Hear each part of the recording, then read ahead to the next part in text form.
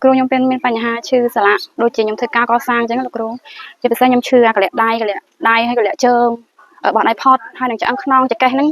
គឺខ្ញុំឈឺខ្លាំងព្រោះខ្ញុំធ្វើការរៀងធ្ងន់ដែរឆ្នាំហ្នឹងទៅវាក្រាន់អញ្ចឹងលោកគ្រូវាអត់សូវឈឺអត់សូវហួរដូចមុនខ្លាំងអញ្ចឹងយើងអាចធ្វើការធម្មតាបានខ្ញុំមានឈ្មោះជីតាលោកគ្រូខ្ញុំរស់នៅភូមិក្លែងពណ៌ត្បូងនៅឃុំឡក្រាមស្រុកសាច់ជ័យបញ្ហាឈឺសន្លាក់កដៃកជើងហើយនឹងបត់ដៃផុតហើយឆ្អឹងខ្នងលោកគ្រូចង្កេះហ្នឹងខ្ញុំឈឺខ្លាំងខ្ញុំធ្វើការកសាងខ្ញុំប្រើបាន3ថ្ងៃលោកគ្រូដឹងលទ្ធផលមួយថ្ងៃមក2ថ្ងៃមកយើងអាចធូរច្រើនបាន3ថ្ងៃទៅយើងបាត់ឈឺអញ្ចឹងណាលោកគ្រូយើងធ្វើការបានធម្មតាពីមុនវាហួលខ្លាំងអញ្ចឹងណាក៏ដៃក៏ជើងអញ្ចឹងវាហើមហើយបើបោះដៃផុតអីវារៀងហួលអញ្ចឹងណាចង្កេះអីវារៀងរឹងឈឺហួលឆ្អឹងខ្នងទៅពេលខ្ញុំបានប្រើលទ្ធផលហ្នឹងមកខ្ញុំធូរច្រើនលោកគ្រូ